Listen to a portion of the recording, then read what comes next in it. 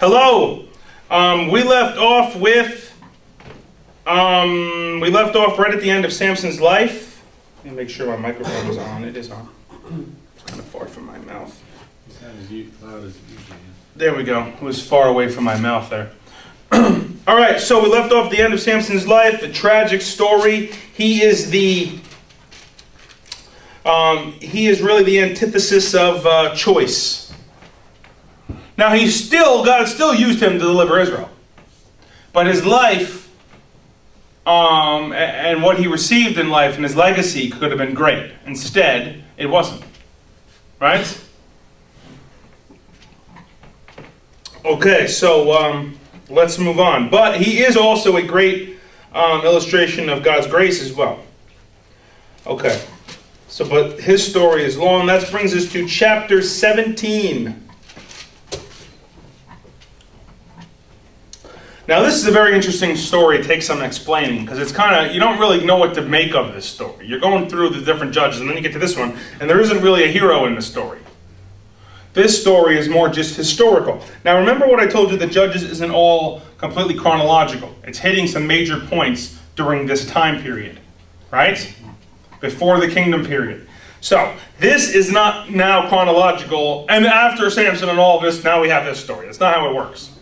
This is a story that happened during this time period, just like Ruth happened at some point during that time period. All right?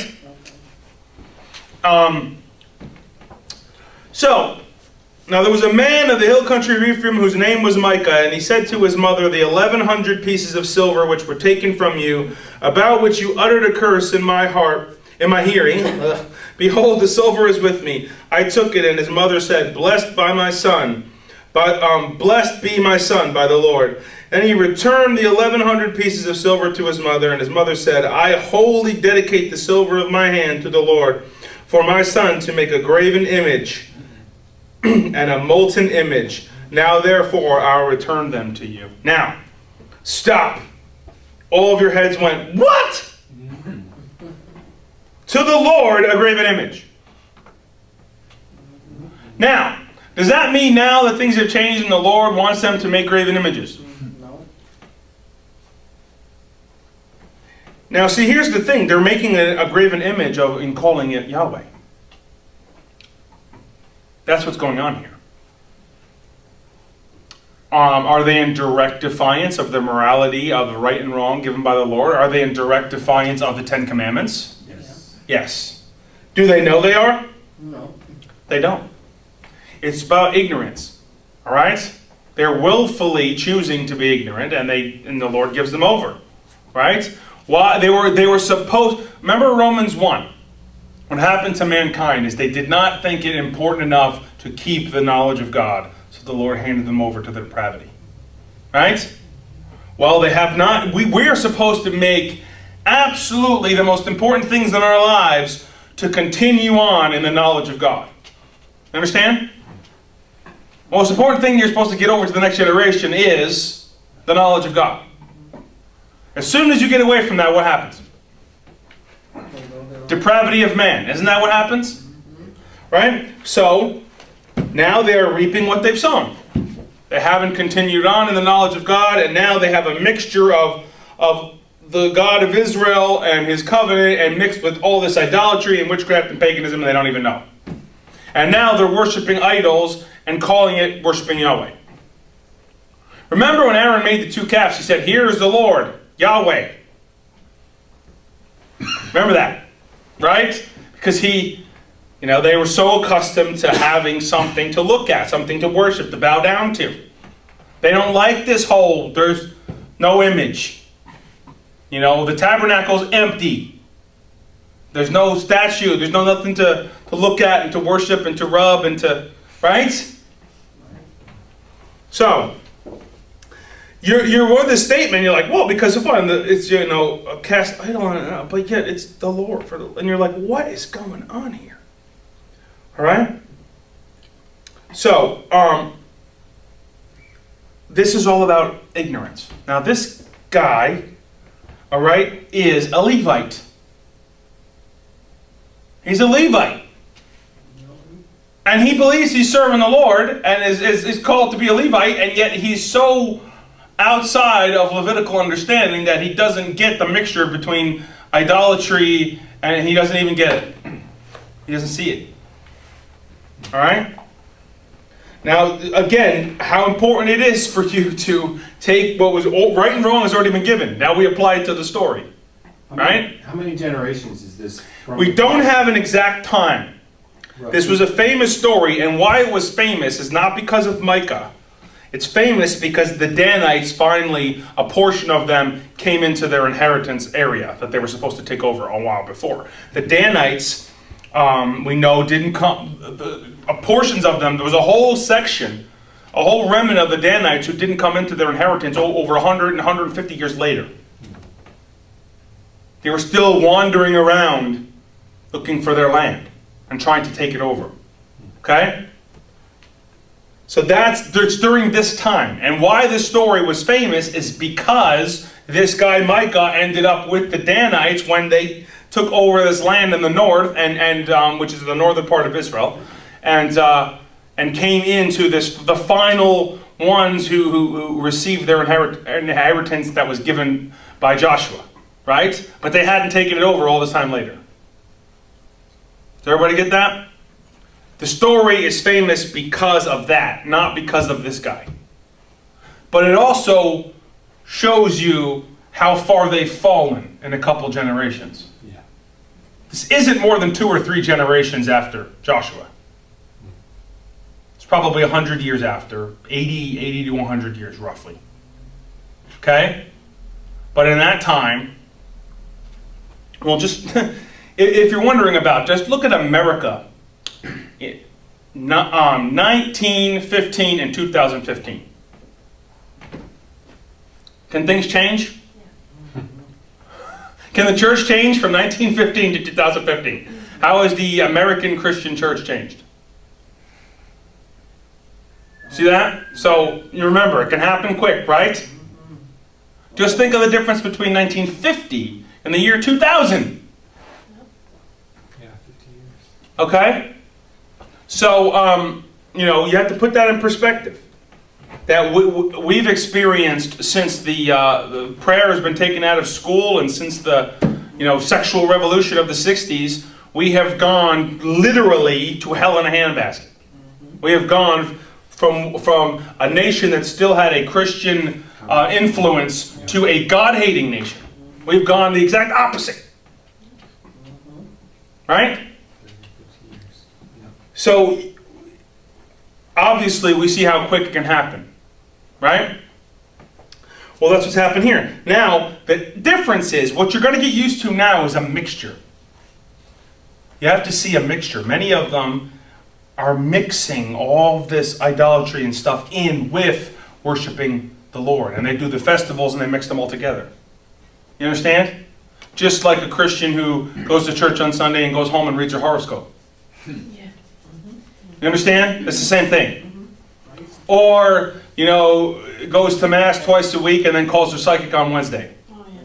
You understand? That's the same thing. All right? So we do it too. All right?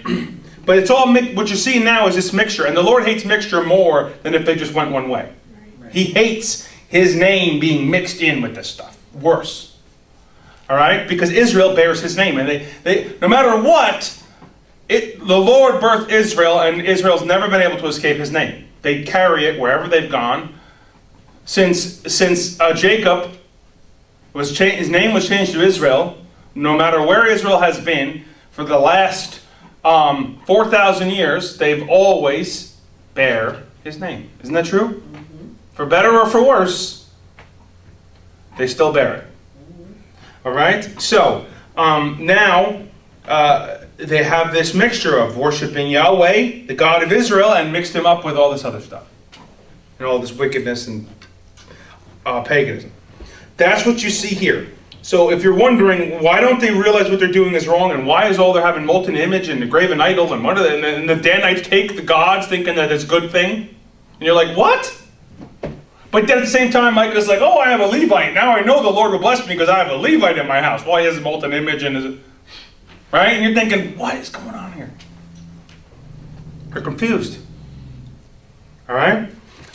So anyway, this goes and he's traveling, and then this guy, Micah, who's a wealthy man, has one of his sons as a priest in his house, and he made him all these molten images and cast idols. And he finds this guy, Micah, he finds this Levite. That's not his name, Mike. Micah's the rich guy. And he finds this Levite, and he has nowhere where to go, and he says, Levite from Bethlehem in Judah, I'm going to stay wherever I may find a place. And Micah said to him, this is verse 10, dwell with me and be a father and a priest to me, and I will give you 10 pieces of silver a year, a suit of clothes, and your maintenance. So the Levite went in. See, now the guy, Micah, actually thinks he's doing a good thing in the eyes of God, which in some ways he is, because that's what the Levites were designed to do.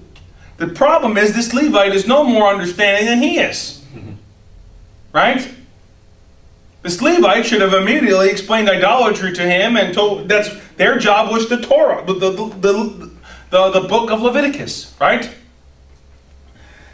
So he's got this cast idol and stuff there in his house, and Levite's okay, fine, that's great. I'll serve here, I'll be his priest, I'll go through all the stuff that I know how to, and we'll bow down to this thing and call it Yahweh, and who knows what, right? So now you're wondering, okay, why is this? We just went through Samson, we went through Gideon. What is this story? Where does it come from? Well, the next part is what it's all about.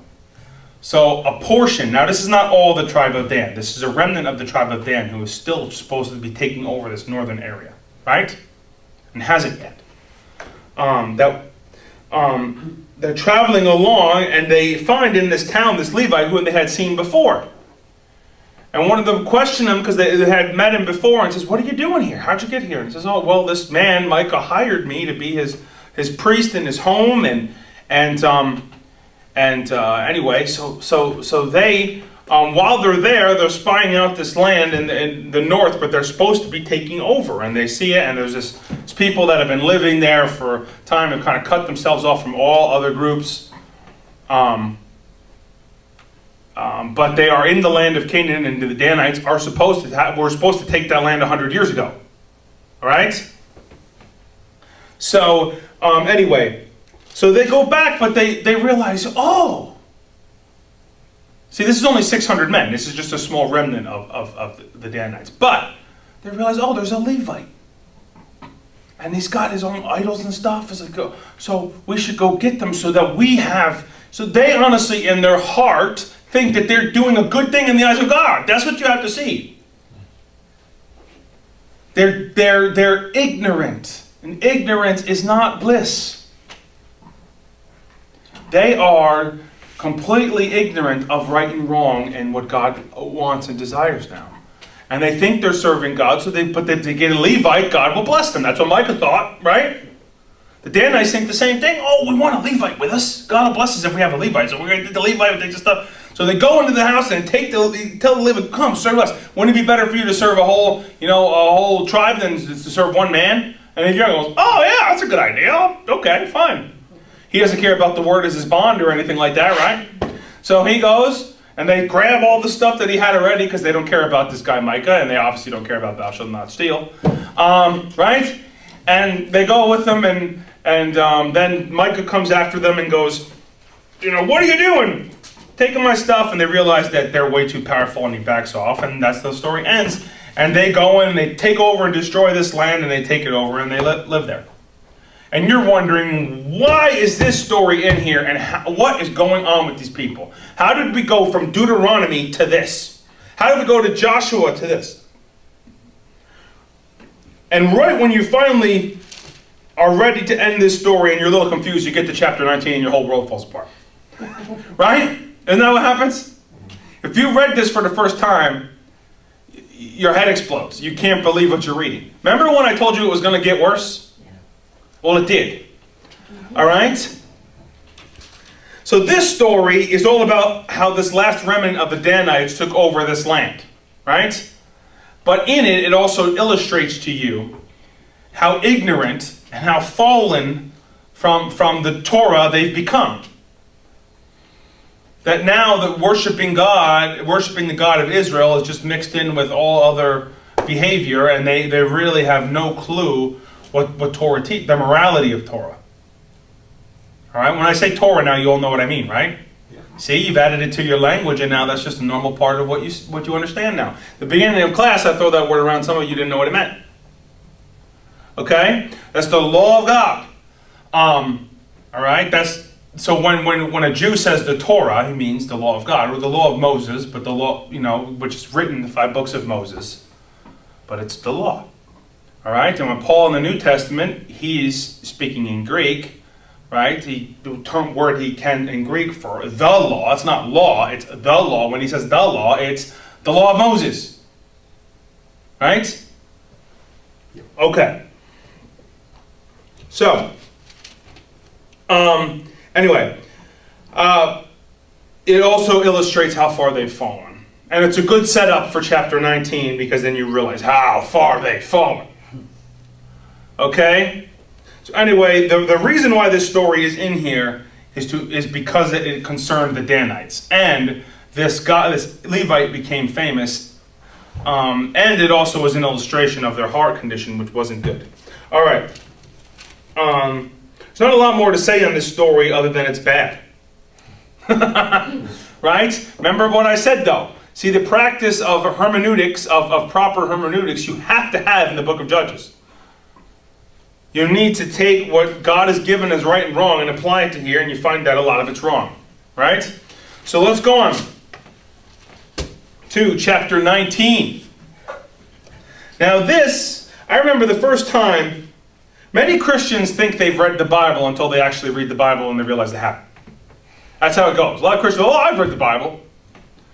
And then you try to ask them what happened to Benjamin in the end of the book of Judges, and they have no idea. All right? I thought when I was like a 17, 18-year-old kid, I really read the Bible, until I really faced the fact that I had read the portions that I wanted to read, and then I considered I read the Bible. Right? Or a lot of Christians have read the New Testament and Genesis, and that they say they read the Bible. Okay? But, if you're going through the book of Judges, all right, you get to this story and you have no idea what to make of it. You can't believe. Now, as we're taking you through this, okay, remember when I warned you that it was going to be sad? You remember when the Lord told Moses and Joshua to come in and told them what was going to happen? But you couldn't have imagined it could have happened like this quick?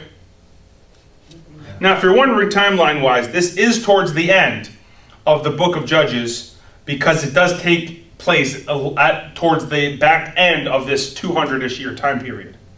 All right? So there's been, multiple generations, at least 5 or 6 since Joshua.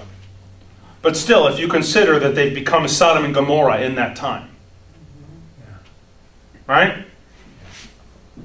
So we thought Sodom and Gomorrah was done. We'd never have to visit that again. Well, so anyway, the story starts with, and even with this Levite and his concubine, you're still like, what the heck is going on with this? So there's a Levite. All right, now again, this story again goes back and forth. And if I didn't explain the whole concubine thing, which of course now you see why I had to, sometimes it says his wife and then it says his concubine. And it goes back and forth. And you're wondering why, but he actually likes this girl. He likes her so much he went after her to try to get her back. Right? Why is she a concubine? Because it's an inheritance thing. Okay? Anyway, I explained all that to you. And that, to us, the word concubine is like a sex slave. That is not what it means when they use it. Right? Okay.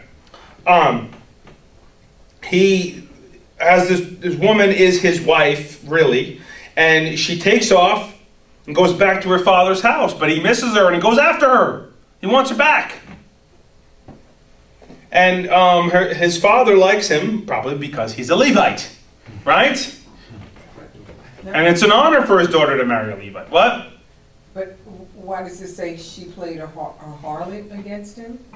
Yeah, by leaving. Oh, okay. She took off. He didn't divorce her. She ran away. Oh. You understand? Mm-hmm. But he wanted her so much, he went after her. Got her back. her father, won her father over. They got her back. She went with him, right? So I was like, okay, well, I guess that's good. Then you have this whole thing with the father. The father likes him. He stays a couple days. Eventually, he has to go. Now, those are just details in the story, but they're not really. They're just the beginning part. So then he finally says, "No, I have to go. I can't stay another night." It's there to illustrate that the father really liked this guy, right? So then he actually went to win this woman back, which he did. So they go on their way, and it also mentions Jebus in here, not staying at Jebus. You get that clue that Jerusalem is still under Canaanite control. Jebus is a Jebusite city which is heavily fortified, in the middle of Judah, which is Jerusalem, the city of ancient Salem of Melchizedek.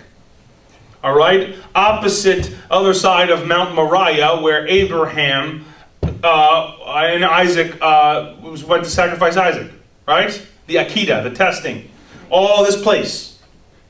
But you see, it's a Jebusite city.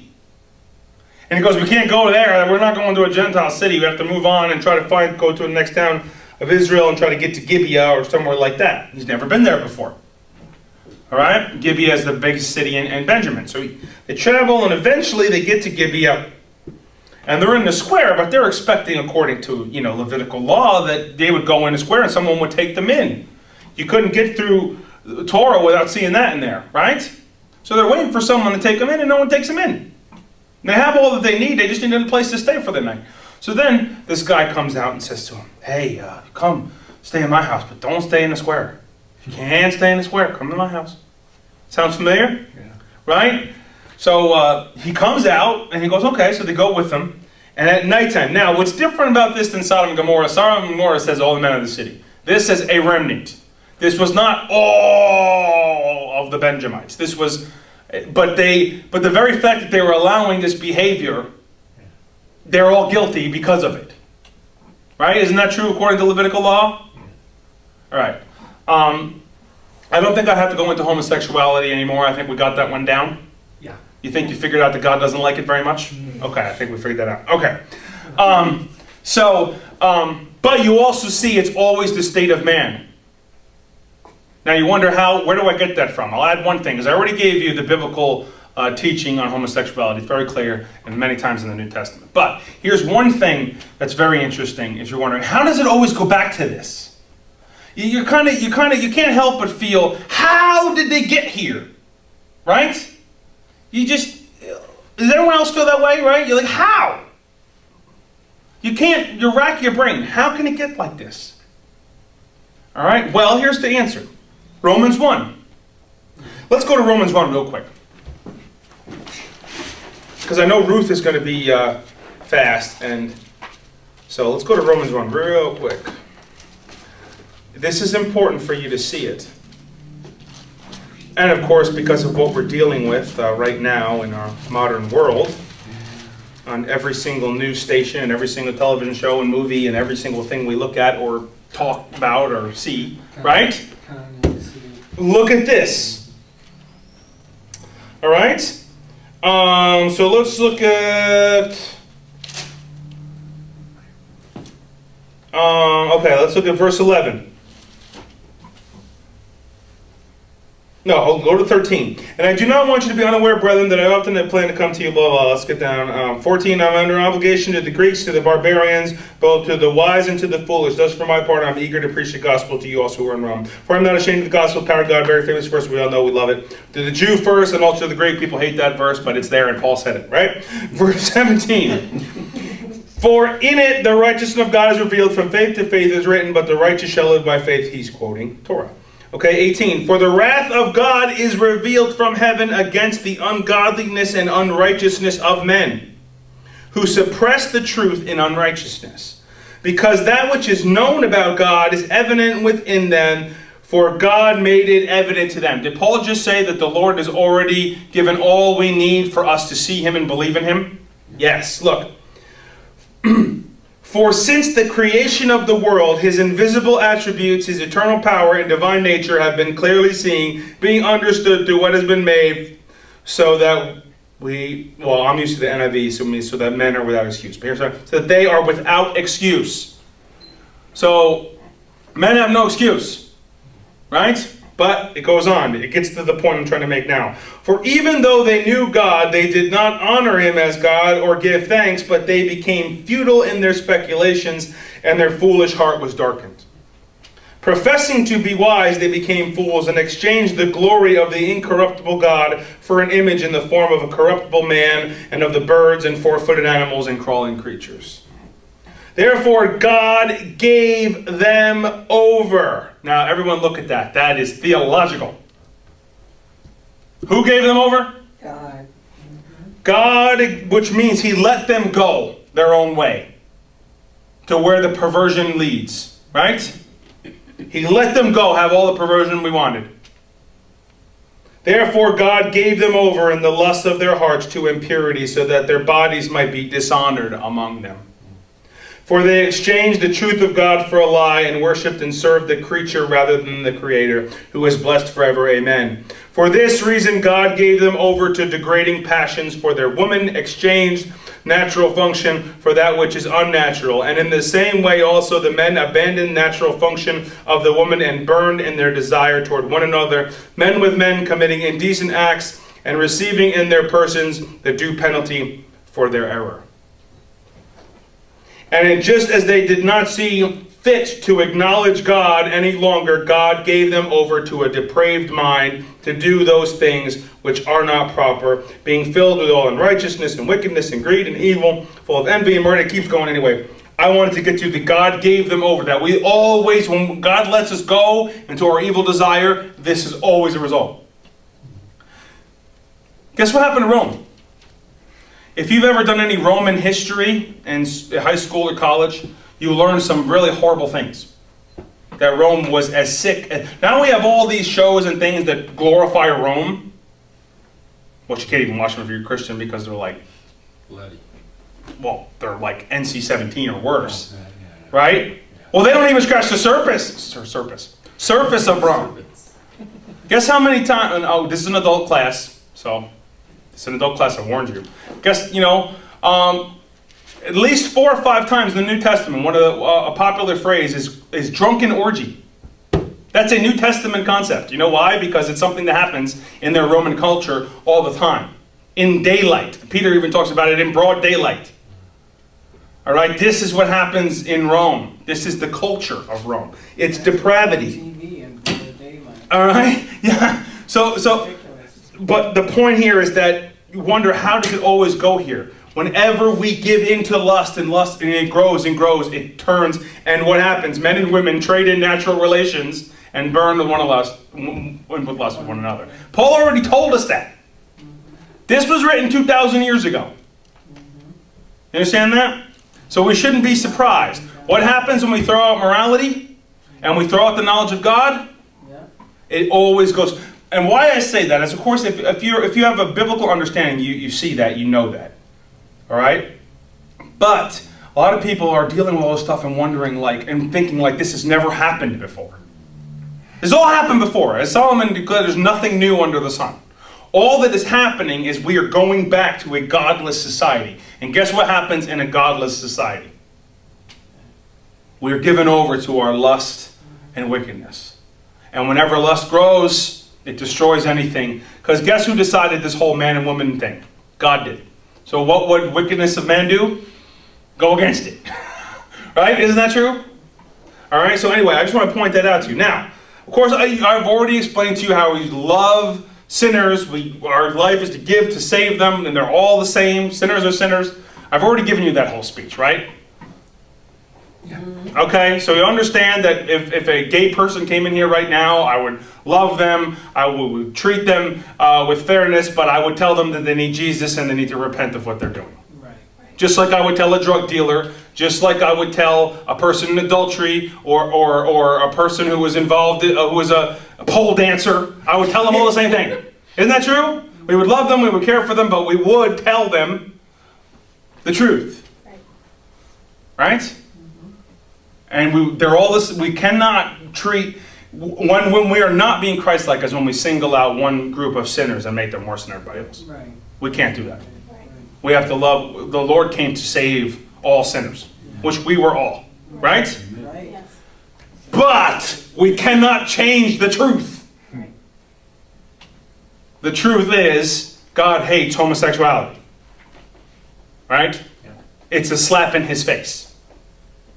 So, but what I'm dealing, why I wanted you to go to Romans 1 is because I want you to see that this is where always, Paul is telling us it's always where man goes. It's not nothing new. When lust grows and these things grow, it goes here. What has happened since we started accepting homosexual culture in this country? About 20, 30 years ago, they started making it okay more and more. What has happened to my generation? Do you know that the amount of homosexuality has tripled? And they're marrying. And more, guess what's going to continue to happen in the next 10 years? It's going to double again. It's going to double again. So how can that possibly be? What, have we all changed? All right. Strike out once or twice, switch teams. You know, just, switch sides. I'm using baseball references. Men get that. But, right, the point is that, isn't that true? See, as you allow this to happen, it will just grow. What has happened since we decided that, sex before marriage doesn't matter anymore? What has happened to our society? Everybody's just all. Right? So the church has embraced it now. The church doesn't even care. Isn't that true? You see that though? And what I'm saying is that don't look at it as now there's something just unique to this day. All this is a dog, as Peter quoted from the book of Proverbs, a dog returns to its vomit. Right? It's a great verse, but it's a good one to memorize. Right? So the point here is I didn't want to also sound like I hate the term homophobic anyway, because that's just slapping us because they think we're homophobic. But I do get the point of treating them or hating them. We're not allowed to hate anybody. Right. Amen. We love homosexuals. They need Jesus. Amen. Right? Yes. But you do have to be equipped to understand what is happening in this world and to see it from God's perspective. That's all I'm doing right now. And you have to see that Paul already warned us about this, didn't he? Yeah. There's nothing new here. And you know what's going to happen? It's going to grow. Right. It is not going backwards. It's not going to level off. It's only going to increase. Lawlessness will increase. Whenever you have lawlessness, if it's unchecked, guess what happens? It produces more lawlessness. Isn't that true? So, our children, my children, are growing up in an entirely different world even than the world I grew up in, and I'm only 35 years old. Right. Okay? So, I'm just trying to give you the biblical perspective. And also, you to have Christ's perspective, which is the love of God, but we don't compromise truth. Okay? But do not be shocked. Do not be, freaking out or something crazy in this world or this is all different. It's happened in every other culture. It happened all the way back here. And it happened in Israel in a couple generations after Joshua died. Now, back to the story. A group of men, not all the men, it is specific, it's not the same as Sodom and Gomorrah, it was a group of men, but the fact that the rest of the men did not wipe this out means in God's eyes they're guilty too, right? Right. Okay, go banging on the door, bring out the man that was with you so we can have sex with him. Okay, yes, that's what it says, that's the text. You also wonder why are they going after the men? Right, so there you go. But this is the part which I know is tricky and I have to have some explanation. You get that part, you already went to Sodom and Gomorrah, you understand. This is the part. But it's similar in the fact that then they say, well, here's my daughter. And then it goes, and this man's wife, take them, but don't take this man. And of course we all kind of die a little bit on the inside if we can't take it. I do too, all right? We don't get it. But you do also have to understand, first of all, there isn't an angel there this time to protect them. Second of all, the men are crashing into the house and they're going to kill them if they don't do something. Right? They're under duress. They're not like, oh, it's no big deal. They're attacking them and break down their door. All right? But, see, in his eyes, homosexuality is so much worse. Right. That's what, now I know we don't I know we are a different culture. You know, if I was there, I would not be offering my daughter. Okay? So, you know, we take the morality of Scripture here to this story. Does not excuse what the guy said was the good answer. Right? Does everybody get that? I'm not defending his answer. I'm just giving you his mindset. Their mindset, it's still horrible, but it's better than homosexuality. That's their mindset. You understand? So, anyway. So they take his concubine and they rape her all night long. It's horrible. I told you the Bible is very graphic. You see why, you know, we have children's Bibles, right? They don't have these stories. Or they have Samson, but they, you know, don't talk about what Delilah is or what they're doing, right? Okay. So, anyway, what happens then is she's still alive. They don't kill her, but they abuse her long enough that she struggles her way back to the house and she falls dead at the doorstep. And in the morning, the man goes to check her and he talks to her and he realizes she's dead. And at this point, he doesn't know what to do. Now, it is not a God saying what this man or what the man he stayed with were right in this. None of that is the issue here. It's all evil. You understand? And just to prove that to you, that's the answer to the question of why did the Lord let them lose the first 2 days? We'll get to that. Okay? So, this man doesn't know what to do, but he's so horrified, he wants, now if you're wondering, why on earth would he chop her up? And you're thinking, some of you are like, now you're all coming true when I warned you in the beginning about really going through Scripture. Isn't it true? How many of your friends or people that you know that are casual Christians and if you read this story, what would they do? Right? Okay. So he chops her up into pieces and sends a piece of her all over Israel. Why on earth would he do that? It was all shock value. He had to shock them. His plan worked. They weren't doing anything about it, and this was happening in Israel. And it had to be dealt with, or they were all going to be under the penalty. Right? There's no king. In those days, there was no king. And everyone did was right in their own eyes. Right? So his only chance was shock value. If they get a piece of a body part sent to them, they will realize they have to do something. Well, they did, and they all came to Shiloh. Okay? That's where the tabernacle is. All right? And where the high priest is. And the leaders, and they all came out, and they said, well, nothing has ever been seen or done like this in Israel. What has happened? And the guy's there, and he tells them the story. Then they make the right choice. This has to be completely wiped out. We can't stand for this. Now, the other key part to this story that is so tricky is why did God allow them to lose the first 2 days? They're doing the right thing, aren't they? Now, that's the tricky part. Now, so they do not go against all of Benjamin. That was not their idea. They just wanted to go after the men who did this. And the men, the elders, needed to deliver the men who did this. And they should have, right? And they all should have picked up a stone and cast it. And if you were there, you should have done it too. Even if you don't like it and you're too nice. Right? So, what happened is, the men of Benjamin get all puffed up and really do show that their hearts are they don't care. They'd rather stand with them, and they think they're being merciful and stand with them than hand them over. Shows that they're obviously not don't care about what the Lord thinks either, right? So the men of Benjamin band together. So Israel goes out, and I mean they have them dominated 100-1. But they go out and they ask the Lord, and the Lord says go. So they go and they fight, and then they lose 22,000 men. It's like 22,000 men.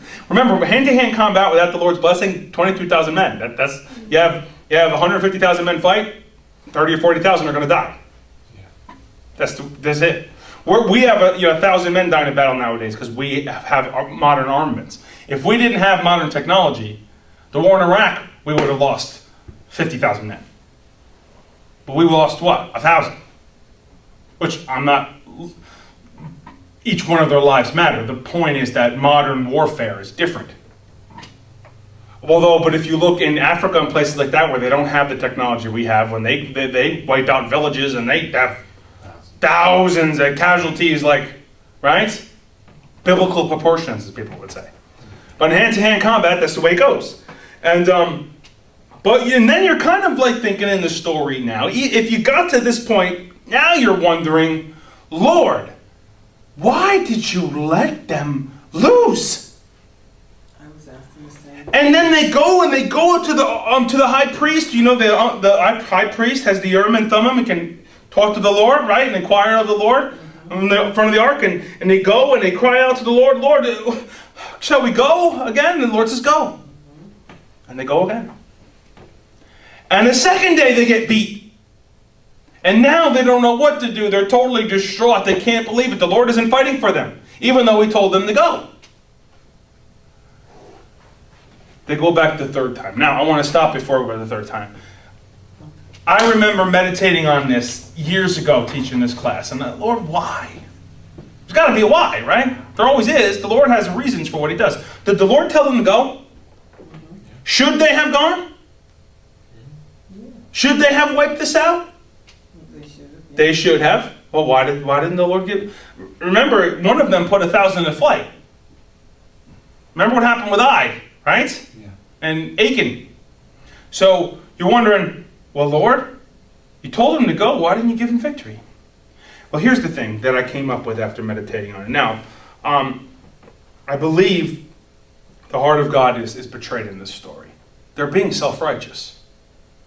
They're being dealt with as well. All of Israel has gone so screwed up that this Levite's even being a little self-righteous, because you could tell he's not exactly completely abiding by Torah either, is he? So the Lord is dealing with them all as a whole here. He let them have to come to a point of humbling themselves. And they did, didn't they? By the third day, they all got on their knees and fasted and cried out, Lord, why aren't you fighting for us? Shall we go? And the Lord says, yes, this time I will give them until you go. Right. And they go and they have complete victory. And the Lord even gives them a plan of what to do. Right? And the answer to the question is humility. They were being self-righteous, like they were great, and not recognizing that all of Israel is falling. All of Israel has fallen from where they should be. Right? That they need to check themselves. They're wipe out these men, but what are they living like? What are they doing? Who's casting the first stone is the answer to the question. The Lord let them to humble themselves, which they did. Realize, wow, the Lord isn't fighting for us because there's a lot of sin in us too. And of course, they humbled themselves. The Lord gave them victory. Then we have this story. There's the town. Everything's destroyed. They do what according to what Israel did when they came into the land. This had to be wiped out. And the fact that Benjamin stood with them, the Benjamites stood with them, which means they stood with what these men were doing, which means they got the same sentence in God's eyes. They made that choice, right? They approved of what they did. So, but there was 400 men left who fled because they realized the towns were gone. But they didn't keep going after them. They let them live. And they let them hide for a while, and they inquired of the Lord, what should we do? But while they were all angry in the war, they all made a vow. Remember, back to vows again. What did they vow? None of us will give a wife to a Benjamite. Which is pretty much saying we're cutting them off from Israel. Right? Well, that's what it's saying. So, they realized afterwards that God didn't want to wipe out the entire tribe. Why? For whose sake? For Jacob's sake, of course. Right? So the there's 400 men left, but there's no women left. What are we going to do? We all vowed that none of us can give a wife to a Benjamite. What are we going to do? So they come up with a plan. Now, first of all, they think of who didn't come, because they said whoever doesn't come out to deal with this will be put to death. They were all warned, and Jabesh Gilead didn't come. So they went there, and they dealt with all the men, and they found all the virgin girls, and they spared them, but there wasn't enough. So then they're like, what are we going to do? If Benjamin will be wiped out unless we give these men wives. So then they come up with this plan. Again, back to now you see why it was so important for me to establish this point again. How many times tonight in this book of Judges? This will be like the 12th time? You have to use the morality of Scripture to decide whether something is right or wrong. This was their plan. It doesn't tell us whether it was a good plan or a bad plan. It was just what happened. Right? They don't know what to do because they all swore. The only thing they could come up with was an opportunity to go behind these men's back who made this vow so that they won't be guilty of breaking the vow, because if their daughters were taken, then they wouldn't be guilty in front of the Lord. But if they they told them afterwards, let them go. They're not going to be harmed. They will be the Benjamites' wives. I'm sure they were angry.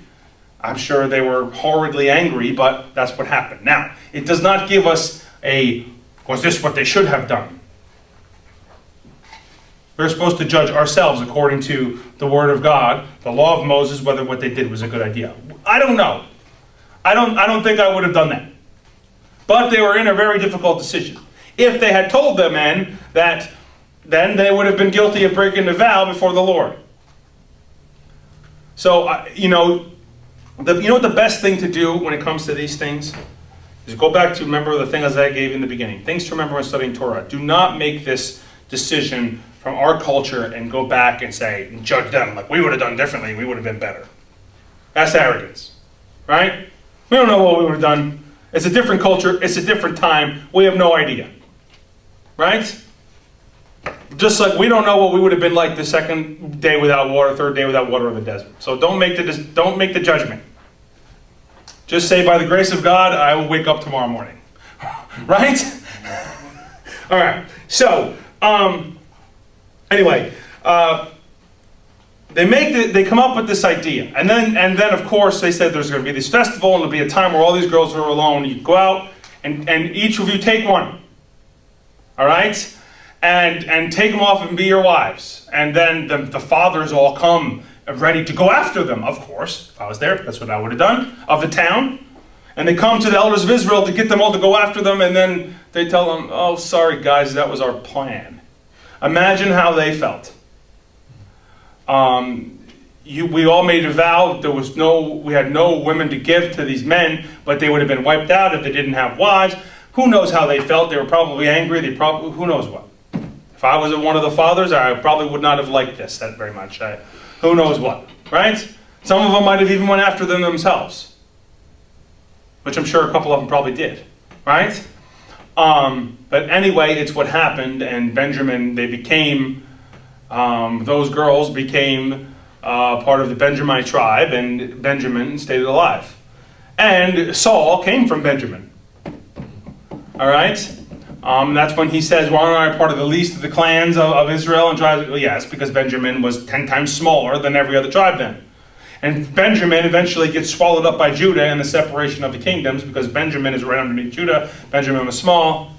Just pretty much Benjamites became a part of Judah. Saul, same name, was from the tribe of Benjamin. All right? Anyway, that's how the story ends. And I remember, it does not mean what they did was right. That's what you have to get. It's just, this is what happened.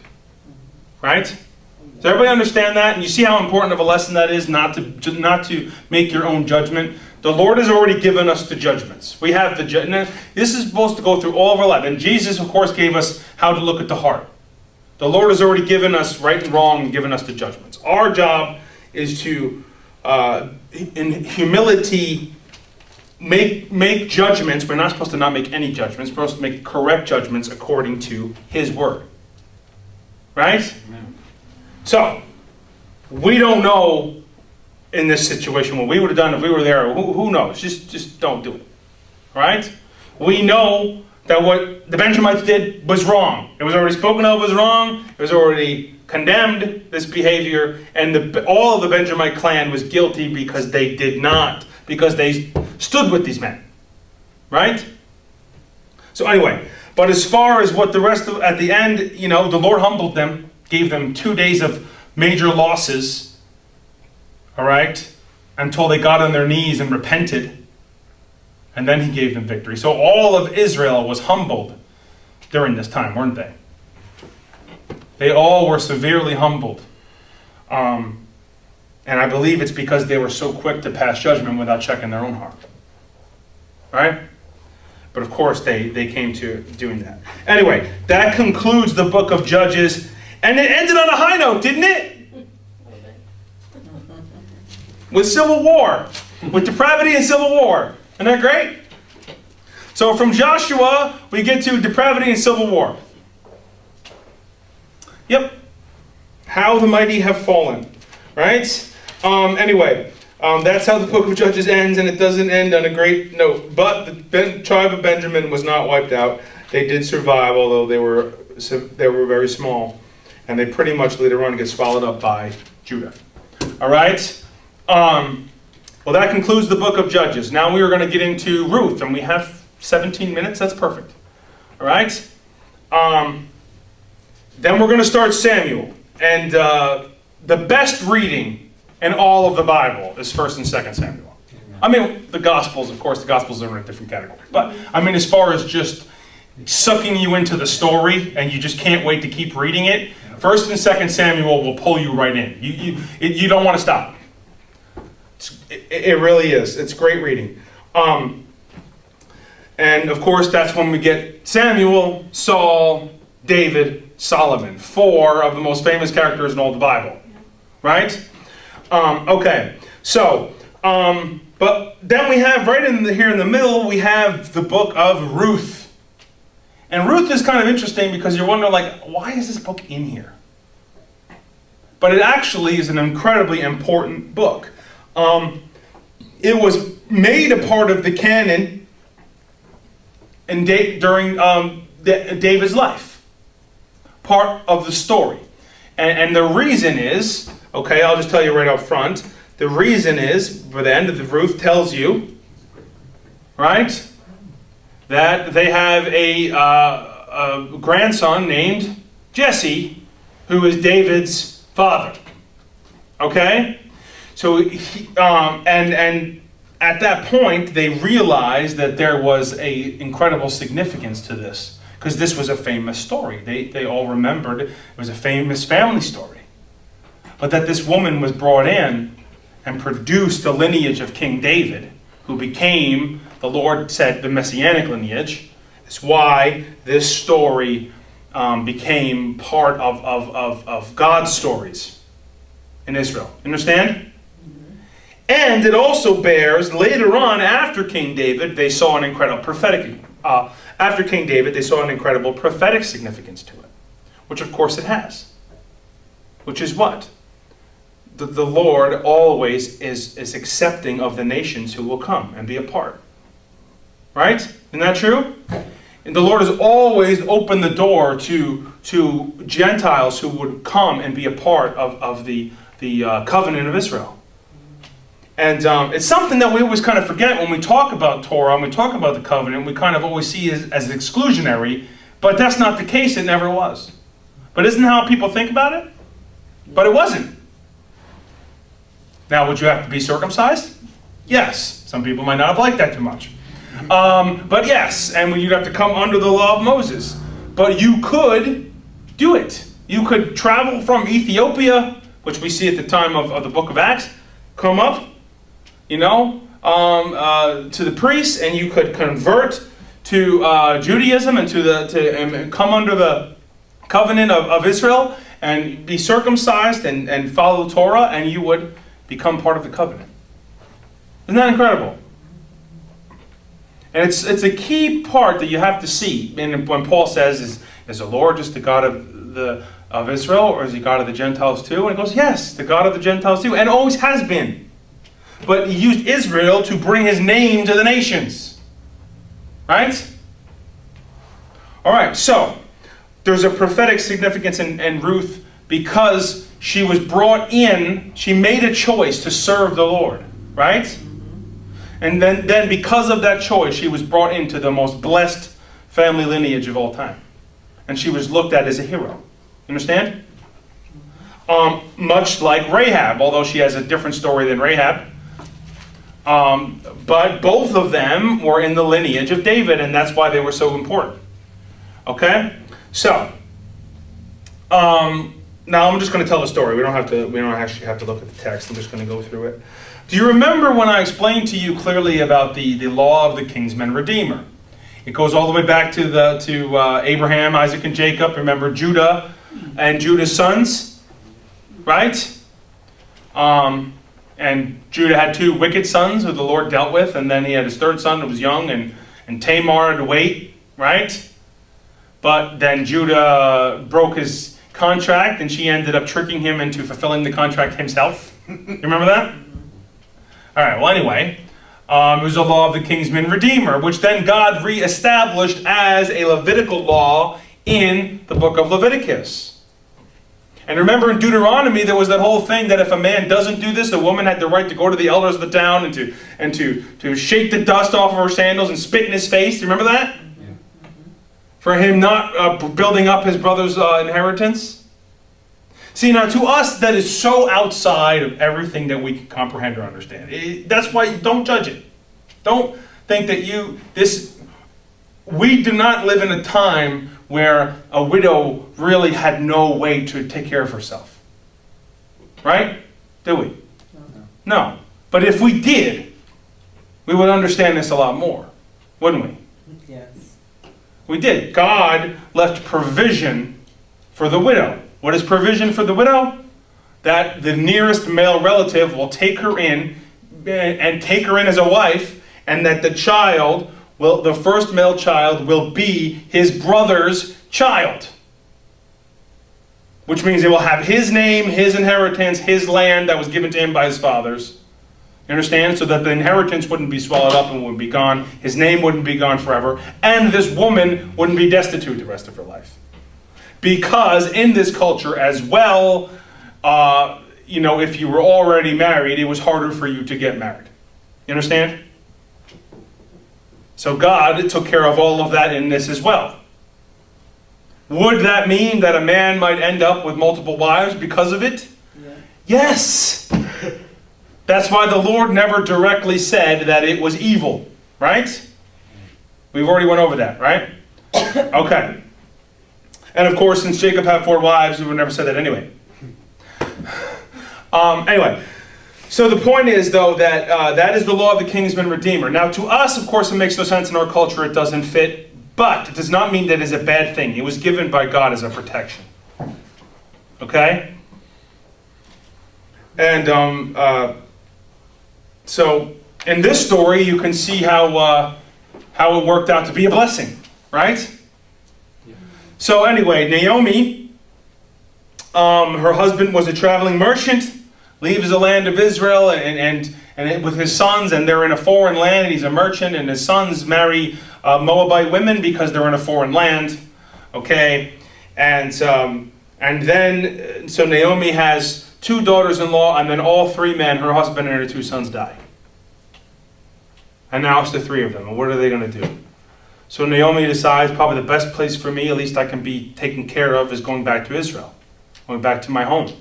So she goes back, but her 2 daughters are Moabites, and and she says, go back home to your father's house. They'll take care of you. I have nothing for you.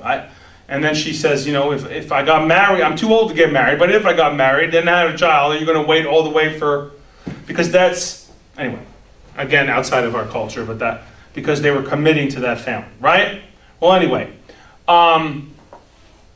so then the one girl takes Ruth up and says, takes Naomi up and says, okay, and she goes back.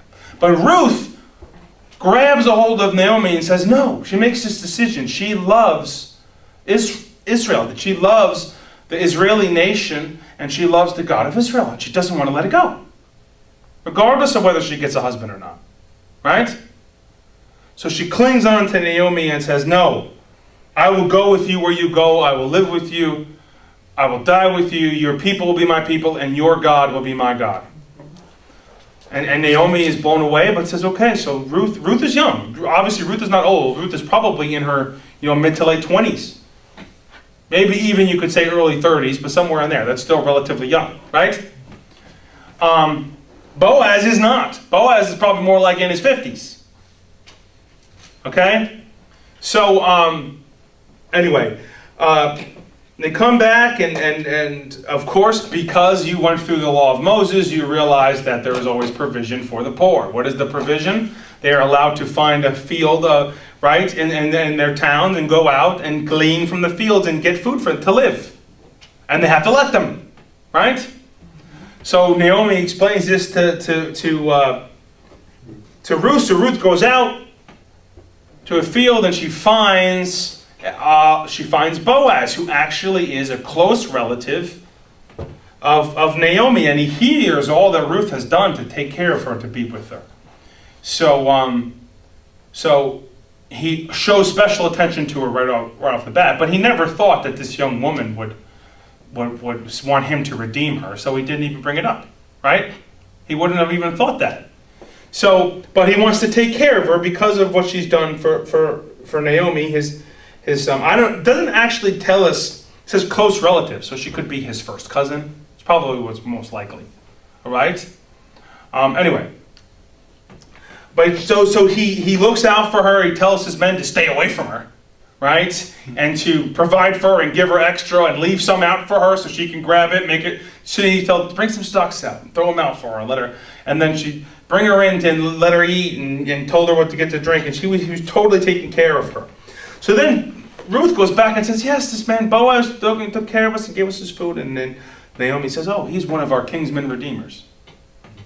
All right, so a couple days go by and Boaz is so nice to her. And then Naomi realizes, okay, well, you know what? I have no way to take care of you, Ruth. But I know what you can do. So, at this point, so then Naomi tells her to do this custom. Now, we don't know whether this was a custom of how to fulfill this thing. You're asking me, why is the whole sheet with the pole to open up the feet and lay? I have no idea. It was a custom, all right, how they did this. It was like you declaring that I want you to redeem me, I guess, right? Will you accept me? All right, so she tells her to bathe and put perfume on, actually, right? And go to Boaz and find where he sleeps, and when he sleeps, go in and lay at the bottom of the bed by his feet and uncover his feet. And then when he wakes up, he'll know what you mean. All right, and he does, and he kind of freaks out. He goes, "Oh my goodness, I would have never thought. I can't believe you've shown this kindness to me." So you're wondering, how is she showing this kindness to him? That's where the thing lies. Why? Because he says it. You haven't gone any after all the young men, which means he's probably like 50, 55. She's like 25. Yeah, she's a hottie. Yeah, and she's beautiful. Exactly. Just say it like it is. Exactly. That's what's going on here.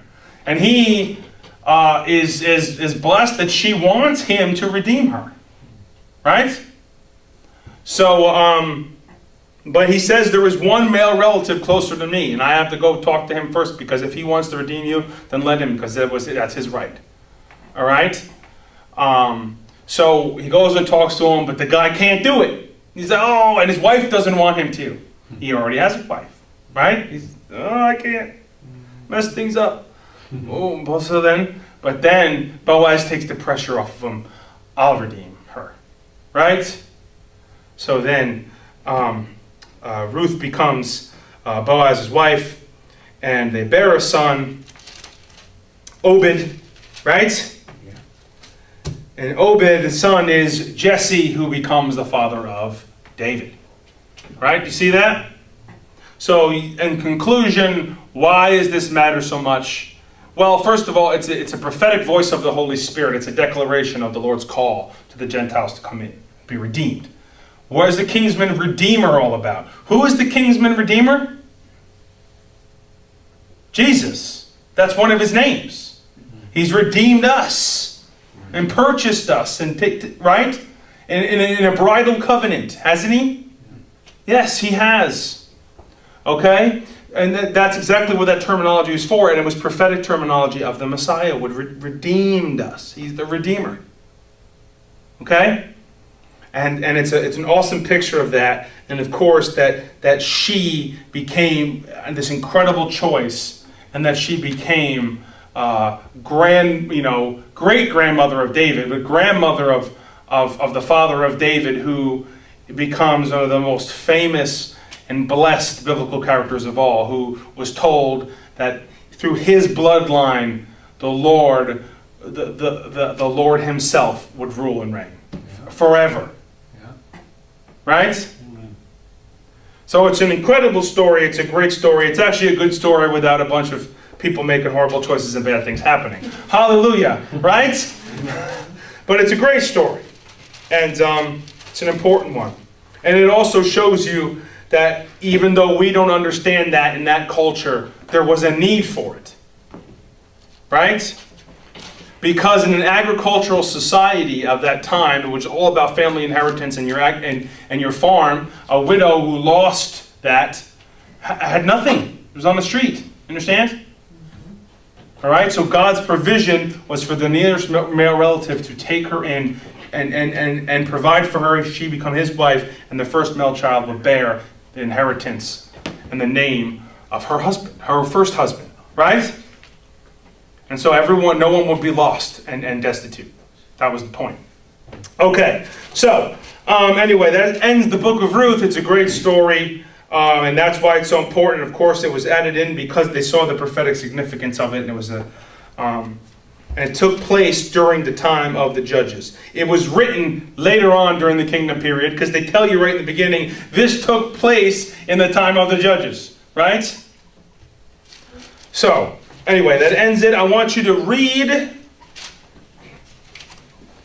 25 chapters in 1 Samuel. Okay? We only have one class left next week. Now, there is technically 2 Tuesdays in June, but I'm going to be away the last Tuesday. It's just the way it worked out. So we have one more class. Then you have 3 months off, and we start back in October, and we're going to pick it up right where we left off. And then you're also going to start doing the prophets. So we'll end next week, not the 30th. Not the 30th. Yeah, I checked it. My wife's vacation is only that week, so that's when we're going to be away. So, anyway, so next week is our last class. We're going to do all 25 chapters here. All right? But just look at how much we've done just in the last month. Right? I told you, see, Torah is the basis that we had to establish. We had to establish that foundation. And now, because we laid it, we can build on it quickly. Right? And you see a lot of these concepts that came up tonight. If I hadn't given you all of those things before, I'd be going back into all of it tonight. All right? So, anyway, 25 chapters in David. I guarantee you at the end of it, you're going to want to keep reading. If you have an audio Bible, you're just going to keep going because you're not going to want to stop. All right? So, anyway, God bless you and have a great night.